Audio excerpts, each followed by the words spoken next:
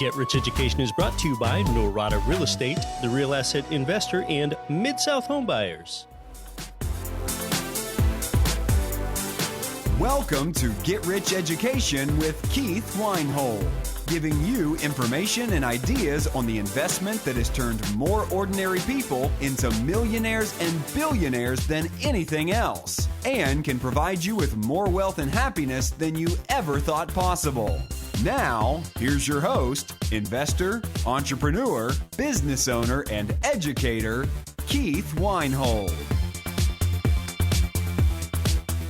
Here we go. Hey, welcome to Get Rich Education, episode 121. I'm Keith Weinhold. We're going to talk about your money mindset today. Is the way that you think about money holding you back from obtaining wealth? What is your personal money operating system? A great guest and I are going to discuss this in a bit.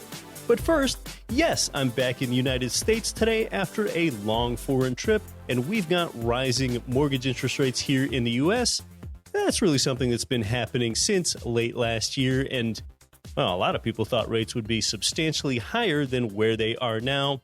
People thought they were going to spike up 5 years ago, and they hadn't, and people have just been waiting and waiting and waiting for them to go up.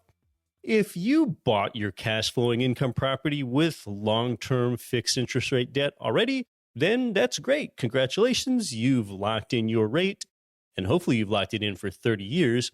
If you think rates are going to continue to rise, well, you want to buy before they go up too high, of course. The Fed has raised the federal funds target rate each of the last 2 Decembers, a quarter point each time. And like I've said before, that rate doesn't directly affect long-term mortgage rates, but there is that loose correlation. And some economists predict 2 or 3 or even 4 more such rate hikes that are going to happen just this year. We'll see. That can hurt your profitability on new buys, of course, as you're paying a higher cost of capital in the form of a higher interest rate. Okay, that would squeeze your arbitrage. But consider, too, just think about what your customer wants. Think about how your customer's thinking. Okay, as an income property investor, you're effectively a business owner. And as a business owner, you serve a customer known as a tenant, just like Apple serves their customer base of iPhone users or Tesla serves their customer base of consumer drivers. Think about your customer, your tenant. In fact, I often want you to think how your tenant thinks. Get inside their mind. Think about what they want. I like you to think about how your tenant thinks, just like a successful consumer company thinks about what their customer wants. So with that in mind, consider what else happens when mortgage interest rates rise. That means that renters that are right on the edge of being able to qualify to buy a home now, well, a higher rate, that means that they'd have to make higher mortgage payments if they want to buy. And that keeps renters as renters because that affordability bar just got nudged a little higher for that renter that's an aspiring homeowner. And think, too, those renters of yours, that group that's right on the edge of buying, well, they tend to be your better, more responsible tenants. And they're the ones that might now just have to stay put in your property. So, yeah, higher mortgage rates can increase demand for your rentals because suddenly would-be home buyers run into affordability trouble. So as an income property owner, you kind of have both a positive and a negative force there at the same time with higher interest rates. And of course, interest rates are still historically super low. By the way, my favorite resource for keeping track of mortgage interest rates is mortgagenewsdaily.com. That's in the show notes for you. They have both cutting-edge news of the day, and then you can also click around over there as they have some really good historical charts for the rates on all the major loan types and more. That includes how you can see, for example, that in 1981, 30-year fixed mortgage rates were 18.5%. Yes, 18.5%. So that gives you an appreciation now for how you can get a rate of 5% or less and lock in that rate until the year 2047. You get that context and an appreciation for the opportunity that you have now. Well, let's talk about your money mindset, and we'll also talk about how men and women invest differently with our guest. Today's guest is the founder of Hilary Hendershott Wealth Management, a leading financial advisory firm for women. Her mission is to motivate women to be financially empowered. She has worked for more than 15 years with women who want to preserve their wealth, make it grow, and eliminate financial stress once and for all. She's also the host of Profit Boss Radio, a weekly podcast that offers actionable advice and authentic stories to support women in their financial journey. She has an MBA and she's a certified financial planner. She's a TEDx speaker and she's been featured in the Wall Street Journal, NBC, ABC, Fox, Daily Worth, Forbes, and even Investopedia. She was recognized as a top 40 under 40 entrepreneur in Silicon Valley with more than 30 television appearances. She's the go-to personal finance expert in Silicon Valley for the NBC Evening News, where they call her the investor's voice of reason. Welcome to Get Rich Education, Hilary Hendershott. Thank you, Keith. I'm so happy to be here. Yeah, it's great having you here. Hilary joins me from San Jose, California today. So, Hilary, a lot of people have these limiting mindsets about money, which is kind of funny because money is in an infinite supply. What are your thoughts? Isn't it? I know. So actually, the truth is, Keith, we all have a limiting belief about money. The definition of to describe is to draw a circle around. So when you describe something, when you describe money, you draw a circle around it, meaning you've left out everything that's not in the circle. And let me say a little bit more about that. First of all, I have a technical education in investments, the stock market, economics. I was working as a investments manager, working for multimillionaires during the day, advising them on their portfolios, and going home at night to a stack of bills that I couldn't pay. And it was my financial situation, my personal financial situation came to a head. There was one day I literally pulled my convertible BMW into the Chevron station. I put my credit card in the machine to get some gas and it got declined. My next card was declined and the next card was declined. And I finally had to admit that I had spent everything in my checking accounts. I, at the time, had one of those mortgages. You remember the negatively amortizing loans that people were doing. So I had one of those mortgages where the payment would go up every month. My income wasn't going up enough to support it. So I was embarrassed. I felt like a failure. So I had drained my 401k and my retirement accounts paying for this mortgage.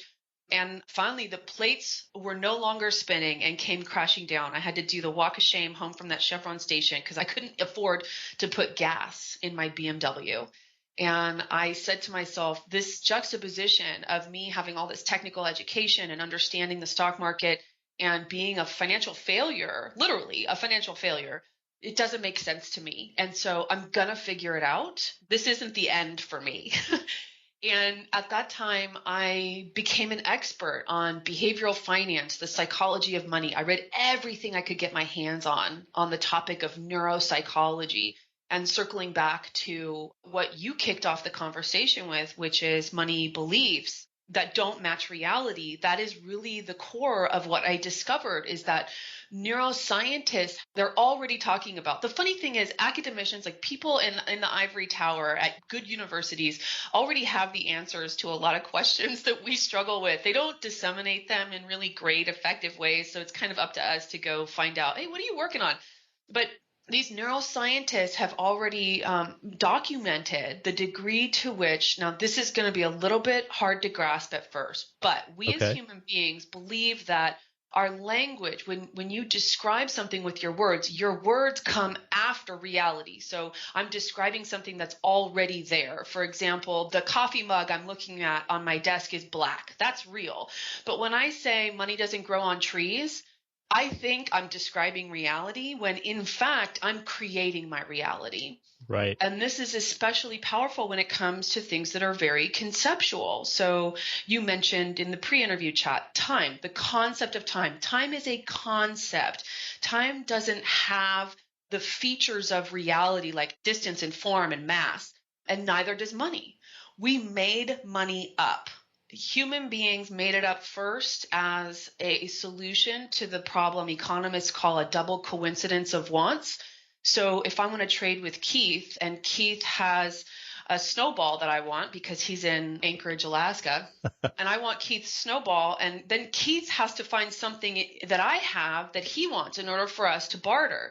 And so I have a bicycle and a Tesla, and he says, no, I don't want those things. So then we need something else that I can trade. So we made up currency so that would represent value.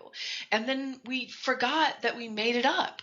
And people are basically crazy about money. So most of the things we believe, and if you're listening to this show, you're not exempt from this, I promise you. Most of the things you believe about money are just superstitions. They're not true. Money's a blank slate. Money is just a conversation. Some people say money is energy. So I have people on my podcast that sometimes they come on and they say money is energy. I've never related to that particular statement, but it doesn't disagree with the statement that money is just a conversation. Literally, it's a promise. So first of all, your greenbacks are not money. You can't even buy a cocktail with a $10 bill on a commercial airline flight. They don't accept it. Therefore, you know that's not money, right? And there's no actual money in your credit cards. The only thing in your bank account is bits and bytes. That's digital. So money is just a promise that you can exchange later for something that you value. That's it. But yet we have all these beliefs about money that come from our childhood. And so really, Keith, I was able to understand my own money psychology, the beliefs that I had. By the way, the one I had was there's never enough money. And I was able to see that for what it was. I was able to see the actions and systems in reality that I had put into place that kept that true in my life. It had made me an overspender. So when you believe there's never enough money, when money comes into your life, you have to spend it. You have to get it out of your ecosystem, because when you have money in your bank account, it's like your brain's like, it does not compute. It does not compute because there's money. By the way, this explains, we've all heard of lottery winners who go broke after they receive their windfall financially. Right. In most cases, worse off than they were before they won the money. Yeah, it's really interesting to see what happens to people when they don't have the right mindset about money, but they get a big lump sum of money in a windfall, like a lottery winner or like someone that just got drafted in the NFL from college. Yes, exactly. And we think of those people as uneducated or irresponsible. And I no longer think that. I think that those people are imprinted with a particular money, what I call a money operating system. They're literally programmed by a computer. It's unconscious until you make it conscious. You can make it conscious. But if you're listening to this show and you're not having the financial results that you want, I can promise you that it has to do with that deep-seated superstition or money operating system, like a script that you believe to be true about money. Yeah, it makes sense that money is so based on our beliefs, because money, like you say, really it's not quite a tangible thing. It really is more of an idea. And money, or currency, if you will, doesn't have any intrinsic value. It's just backed by faith. And faith is something intangible. Exactly. It's an agreement. And if all Americans stopped abiding by the agreement of money as barter, it would be gone. It would have no more value. And so it's something that persists and has a network effect because we all accept and abide by the agreements of money. You too, Keith. At some point you were young and you were just learning about this thing adults called money, and you saw something or reacted to something, or maybe you took on something that an adult said about money. And that became defining for you, that each one of you listening to this show has a different thing that you believe about money. I'll just give you some examples. In my opinion, I haven't done any technical research on this, but in my opinion, the most common money operating system is that there's never enough money. Right. And how you know if you got this one is look at your results, look at your bank accounts, look at what you say about money, right? It's obvious if there's never enough money to do the things that you want to do. Another one, for example, is money is complicated. And if your money operating system is money is complicated, then you probably fight with your family or your spouse about money. You probably either do some lying or deception about money. There's probably drama in your life about money. Another one is money is the root of all evil. This is a popular one. And if you have this one and you're listening to the show, it's because you're very conflicted, because you both experience wanting wealth and believing that people who are wealthy are bad or evil or greedy. And that's very hard to internalize. Yeah, the person that keyed my Mercedes must think money's the root of all evil. Well, Yes, exactly. He clearly does not want you to have money because he doesn't. Exactly. Another one is, if I'm good, the universe will provide for me. So this is a really innocent sort of way of being about money. I like positive worldviews. Like I very much think positive thinking is a great thing. However, unfortunately, these people have money conflated with morality, and money has absolutely nothing to do with morality. When you believe that if you're good, the universe will provide, you typically don't do productive things like saving and investing. Yeah, I actually used to think that way, money will just be provided if you do good. But, I think that was kind of a relative naivete that was playing into things there. I think I've since learned that, no, you can kind of take this into your own hands and steer it your own way. That's what's going to make a difference. Yeah, I would guess because of the fact that you host a show that essentially is about wealth production, that you have some more sophisticated beliefs that have become real for you about money. So that's normal. Again, you can't transcend these superstitions, but a lot of people find themselves really stuck in them. And then just to provide contrast, the money operating systems I've talked about have been kind of negative, kind of scarcity, like it's not going to work out kind of systems. Right. Let's look at something that might seem really positive. So there are people who have the money operating system. There's always enough money. And that seems like, oh, okay, so if I'm going to manifest there's always enough money in my life, then there's going to be, positive cash flow. There's going to be savings happening. And there is. However, people with that money operating system do need to be careful that they actually dig into the numbers, because no matter what the numbers are, they're going to be positive, but they might not be positive enough. I'll give you an example. I got a phone call from someone one time, and I could just tell from the way this person was talking, she was so proud of herself for having retired early. She was 58 years old, and she was so excited to start her retirement, and she wanted to know how she should invest her $120,000 of retirement savings. Oh, boy. It broke my heart to say to her, actually, my advice to you is that you go back to work. $120,000 is not going to provide for the probably 35 to 40 years of retirement that you have ahead of you. And so that's an example of what seems like a positive money operating system leaving people deceived. I mean, superstitions leave people deceived, right? So whatever your money operating system is, I encourage you to figure out what that is. If it's not obvious to you from this conversation, you might pick up my ebook, which is on my homepage at hilaryhendershott.com. I don't know, Keith, if you want to put that in the show notes or whatever, but it's right on my homepage, and there's kind of a questionnaire at the end of it, and you just answer those questions off the cuff, your first natural answer, and by the end, those questions are designed to help you really understand what is that core belief that's driving you. Yeah, we'll put that in the show notes. Yeah, we don't have enough people out there that have the money operating system where theirs is saying there's always enough money in life. That's like I say, the scarcity mentality is abundant and the abundance mentality is scarce. That's the minority Yes. of people that say that there. So you discussed about 5 of these money operating systems. Do you think that society spends, I guess, too much time emphasizing money? Because it's emphasized so much, yet I think the person we interact with the most about money really is ourselves and the time that we spend thinking about it. I just wonder if people emphasize it too much. I had someone not long ago ask me how much money did I spend for this Nike warm-up outfit that I was wearing when I was heading to the gym. And I was like, I don't know. I don't really remember what I spent on that. It was maybe around $100 or something. So I think people emphasize money so much. People commonly say things like they remember how much they paid for an item like 3 years ago. Like they assign that number.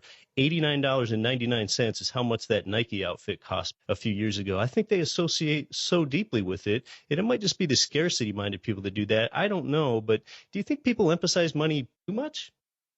I live a very skewed life. I mean, I talk about money all day long. Not only that, so I'm an investments manager. I run a money-related podcast. My husband is a finance professor who runs a hedge fund. I think my whole life is about money and the productive management of money. So maybe I'm not a good person to ask. I would say maybe possibly that if you're running to the gym in a $100 tracksuit in Anchorage, that might be a little different than me running to the gym in a $100 tracksuit in San Jose, just because where I live it drips with wealth by definition. So I don't know. There's talk about money that's actually valuable, and there's talk about money that isn't. So spending time remembering what you bought 3 years ago is useless. That's not going to help you with anything. Just to draw some contrast too, that I used to write consistently on a platform called dailyworth.com, which is a website for women and money. And the CEO of that company, Amanda Steinberg, told me that if they print more than 25% personal finance and investment related content, women stop reading, Wow. just drop off precipitously. So they would publish lifestyle and life coaching and all sorts of other content to sort of package around and make the money conversation palatable, because women as a gender, and you listening maybe into the exception to this, but women do not have a culture of talking about money or dealing with money or managing money or growing wealth like that. So that's part of what I've tried to do with Profit Boss Radio, is to normalize that for women, to have it be a place where women can talk about money. Well, I don't know if a $100 tracksuit stands out in Anchorage, Alaska or not, but I can tell you what, I think an E-Class Mercedes did, and that's why it got keyed. When Hilary and I come back, we're going to talk a little bit more about how women think differently than men. You're listening to Get Rich Education. I'm your host, Keith Weinhold. We'll be right back. Are you on track to achieve your financial goals? Income-producing real estate is the most historically proven way to accumulate wealth and has created more financial freedom than any other means. Norada Real Estate provides everything you need to invest in the best turnkey cash flow rental properties. Our simple, proven system will help you create real wealth and passive monthly income. Get your free strategy session with our knowledgeable investment counselors at noradarealestate.com. That's NORADA realestate.com. As a lot of investors know, multifamily real estate has been one of the best asset classes to be invested in most of the last decade. While the great deals have been harder to find lately, there are still opportunities in select markets where savvy investors can get lots of appreciation and strong cash flow if you have a great team. Dave Zook, founder and president of The Real Asset Investor, and his team have been very active in the multifamily space in Memphis, Tennessee. On the heels of the Great Recession of 2009, Dave and his team quietly started acquiring multifamily assets, and in the last few years, he has syndicated over 2,000 apartment units, creating strong cash flow streams and big appreciation for lots of their investors. It's not too late to get involved. If you're an accredited investor and you would like to learn more about investing in great multifamily apartments with a world-class team, email Dave and his team at info@therealassetinvestor.com. Hi, this is Russell Gray, co-host of the Real Estate Guys radio show, and you're listening to Get Rich Education with Keith Weinhold. Don't quit your daydream. Welcome back to Get Rich Education with our guest, Hilary Hendershott. Hilary, how do women think about money differently than the way that men think about money? I think a couple things. First of all, many women resist wealth and wealth building because somehow we conflate wealth building with power, and women are largely, I think, ambivalent about power, or they think it's unfeminine. A lot of times when you talk to a woman, for example, who earns more money than her husband or partner, she's afraid that he is not going to feel like a man, or she's resentful that she has that role. And so we're sort of grappling for equal standing as it regards wealth. And part of my mission and platform is to really empower women to have their own money and grow their own money and invest their own money, whether that be in real estate or the stock market.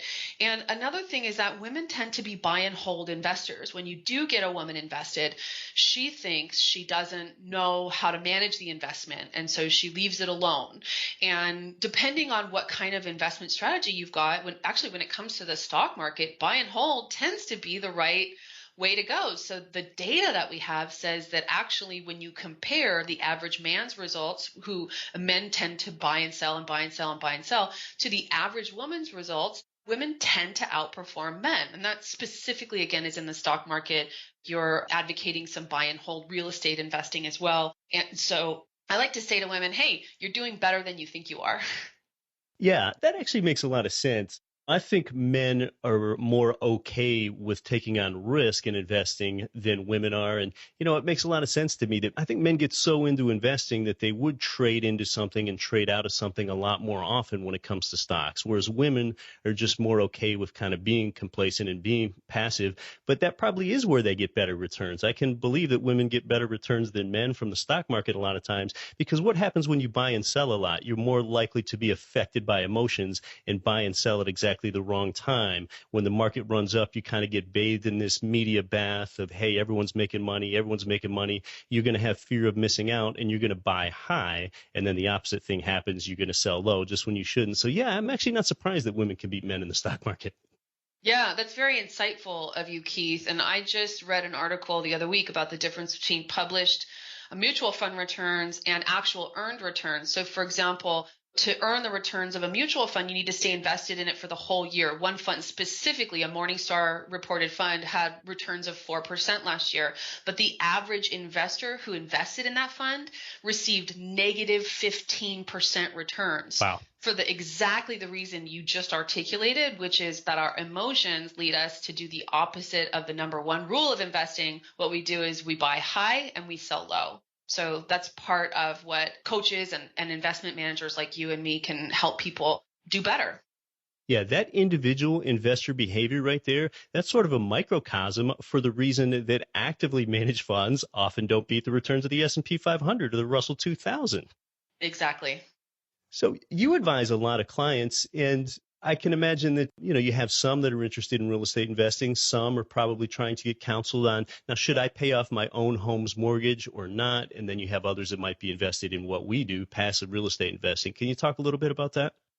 Sure. I think real estate is a tremendous asset class. I think that it provides good diversification to a globally diversified portfolio, and that if you can get your hands on cash flowing real estate, that's a fantastic way to produce wealth for yourself.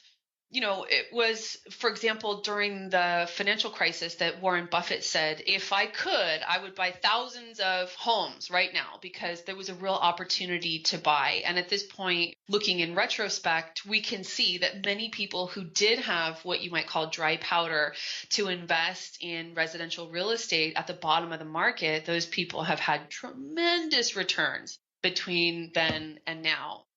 I have to be careful what I say. So don't take anything I say today as customized investment advice. If I don't know you, you're not a client. It's not individualized advice. But I do see a lot of positive returns in private limited partnerships, and especially professional managers who are investing in multifamily or apartment buildings, essentially. And so those are some of the ways I've seen people make a lot of money in real estate. I mean, there's obviously commercial real estate. You talk a lot about residential real estate. Yeah, we talk a lot about residential real estate and not so much stocks. The thing with residential real estate, Hilary, is I just think it's so forgiving. A lot of people don't understand all the ways that real estate investors pay. The stock investors typically paid one way or maybe two ways. If it's a dividend-paying stock, they'll get both a capital gain and a dividend. But with real estate investing, you effectively have 5 profit centers at the same time. Number 1's appreciation, often leverage appreciation. Number 2's cash flow. Number 3's loan pay down made by somebody else, your tenant. Number 4 is amazing tax advantages. And then the 5th one is that inflation hedging benefit when we take out long-term fixed interest rate debt. So I think real estate's a really forgiving asset class. Okay, so for example, if you don't get the appreciation that you wanted on a property, you still have 4 other profit centers.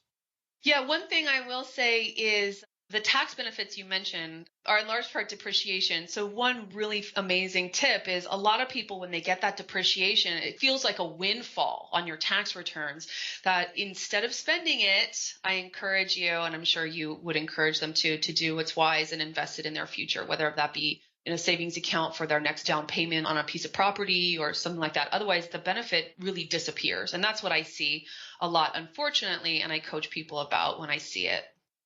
Yeah, absolutely. And a lot of people don't understand the value of that tax depreciation that you get. But the magic of depreciation is the fact that you didn't have to spend any money in order to get that benefit. A lot of times, if you do qualify for a tax deduction, well, you might have had to spend $5,000 and then say 25% of that $5,000 is effectively written off if that's your marginal income tax rate. But you didn't have to spend any money. You didn't have to spend that $5,000. And basically, the effect is that you don't even have to pay tax on all of your rent income. That's right. And ultimately, as you know, that depreciation will be recaptured at the sale of the property. And so you want to make sure you have the cash on hand in terms of capital gains. That's another reason you and I agreed at the beginning of this, in the pre-record chat, is California is probably a terrible place to buy real estate because our capital gains are just punitive.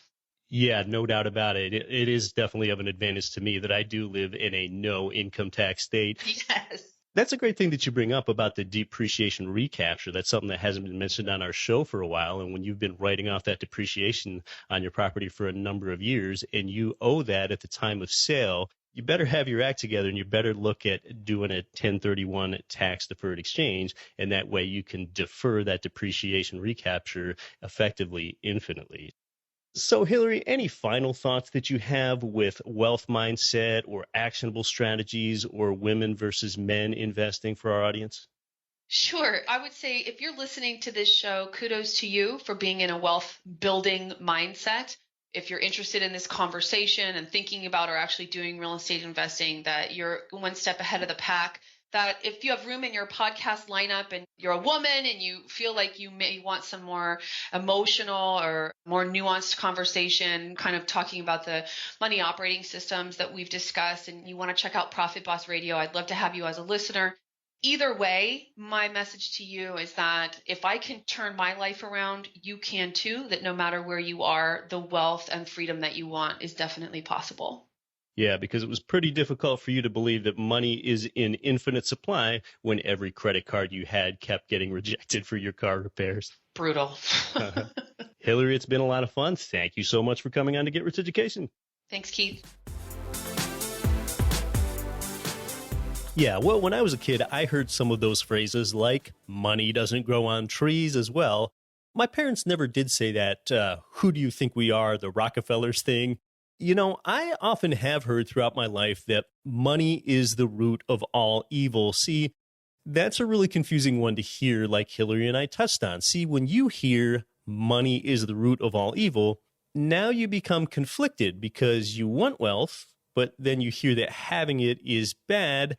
Well, I've got one possible solution for you. Maybe this is meaningful to you and maybe it won't be, but that whole money is the root of all evil, that saying is something that many people believe comes from the Bible. That's actually something that Harbecker and I touched on one time when he was here. So I just looked it up myself. This is a saying that a lot of us learn from our parents, whether or not they're specifically citing the Bible, but it is in the New Testament of the Bible. 1 Timothy chapter 6, verse 10, it reads this: "For the love of money is the root of all kinds of evil." Okay, that's the verse. For the love of money.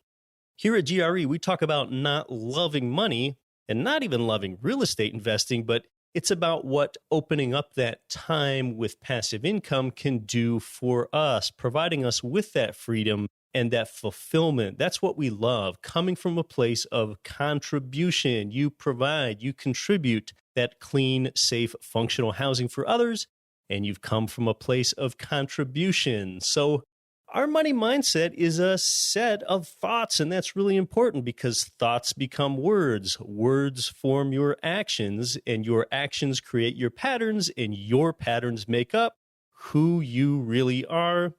Investing-wise, women are more conservative than men. Women tend to participate in employer-sponsored retirement plans more than men. Women are more likely to be savers. Men are more likely to take risk. There was actually a survey by BlackRock that found that women have a greater portion of their portfolios in cash and that few are willing to seek out risk to get those higher returns. Women are also more likely to use professionally managed accounts, and men are more likely to seek more direct control over their money. So, well, we've had a lot of new Get Rich Education listeners lately. Some of the more popular episodes from the last few months that new listeners like to know about is Robert Kiyosaki and I's chat in episode 84, Ken McElroy and I in episode 86, and T. Harv Eker and I's chat in episode 104. And, you know, a lot of people keep pointing to my chat with Get Rich Education's own business developer, John Collins, as one of their favorite episodes, where John just tells me and describes how he walked away from a job that paid him between $100,000 to $200,000 per year. And he didn't just quit and go to another job. He just quit. He just simply got sick and tired of selling his time for money and trading his time for dollars. That's episode 106. I know most of you are longtime listeners. Some of you have listened to all 121 episodes, and I just can't even tell you how much I appreciate that. It's really sort of humbling. Yep, that includes episode number 1 from October 2014 that I recorded from an Anchorage, Alaska dining room table in my home on a $60 USB microphone. Well, next week, for the first time ever, we're going to talk about resort investing in a warm climate. Can you create cash flow that way? Do you have a nicer resident or tenant to deal with that way? Is it nicer for you to visit that property yourself? Can you stay in the property yourself? So it's just practical to explore that. We'll see if an investment that you can make cash flow can also bring you some lifestyle enjoyment so that you can use it yourself. Hey, thanks to our great guest today, Hilary Hendershott. Check out her resources. For my developers, John Collins and Marcus Whelan, sound engineer Vidran Jampo, GetRichEducation.com's web developer Nikon Roy, I'm your host Keith Weinhold. Until next week and always, don't quit your daydream. You've been listening to Get Rich Education, telling you what the wealthy won't tell you about real estate and investing. Nothing on this show should be considered specific, personal, or professional advice. Please consult an appropriate tax, legal, real estate, financial, or business professional for individualized advice. Opinions of guests are their own. Information is not guaranteed. All investment strategies have the potential for profit or loss. The host is operating on behalf of Get Rich Education, LLC exclusively.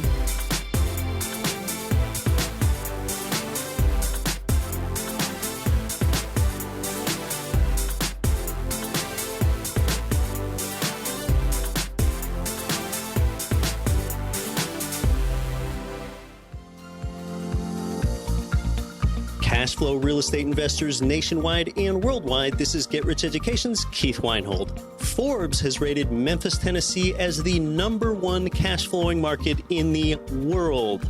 Our good friends at Mid-South Homebuyers have been Memphis's premier turnkey real estate provider for 14 years with a stellar reputation and an A+ rating with the Better Business Bureau. Owner Terry Kerr was born and raised in Memphis. Yeah, he knows the market and has renovated and sold over 1,000 houses in the Memphis area. Find out what their many repeat buyers already know. Their houses are completely renovated, even come with a 1-year builder's warranty and a lifelong rental guarantee. They're a perfect fit for the first-time out-of-state investor or the seasoned investor diversifying their portfolio. Mid-South Homebuyers' friendly staff makes investing easy.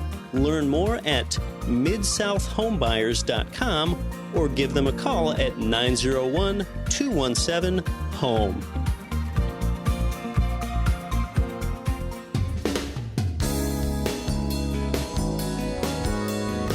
The preceding program was brought to you by your home for wealth building, GetRichEducation.com.